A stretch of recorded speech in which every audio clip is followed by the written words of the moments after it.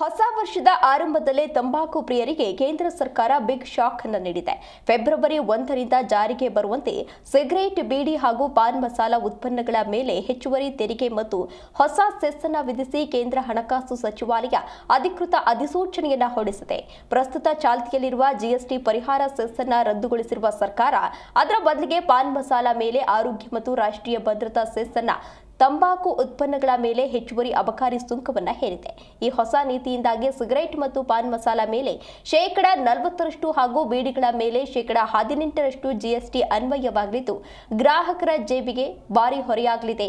ಸಾರ್ವಜನಿಕ ಆರೋಗ್ಯದ ಹಿತದೃಷ್ಟಿಯಿಂದ ತಂಬಾಕು ಸೇವನೆಯನ್ನು ನಿರುತ್ಸಾಹಗೊಳಿಸುವುದು ಮತ್ತು ಪಾಪದ ತೆರಿಗೆಯ ಮೂಲಕ ಸರ್ಕಾರದ ಆದಾಯವನ್ನು ಹೆಚ್ಚಿಸುವುದು ಈ ನಿರ್ಧಾರದ ಪ್ರಮುಖ ಉದ್ದೇಶವಾಗಿದೆ. ತಂಬಾಕು ತಯಾರಿಕಾ ಘಟಕಗಳಲ್ಲಿ ತೆರಿಗೆ ಸೋರಿಕೆಯನ್ನು ತಡೆಗಟ್ಟಲು ಉತ್ಪಾದನಾ ಸಾಮರ್ಥ್ಯದ ಆಧಾರದ ಮೇಲೆ ಸುಂಕ ವಸೂಲಿ ಮಾಡುವ ಹೊಸ ಕಠಿಣ ನಿಯಮಗಳನ್ನು ಸರ್ಕಾರ ಜಾರಿಗೊಳಿಸಿದೆ.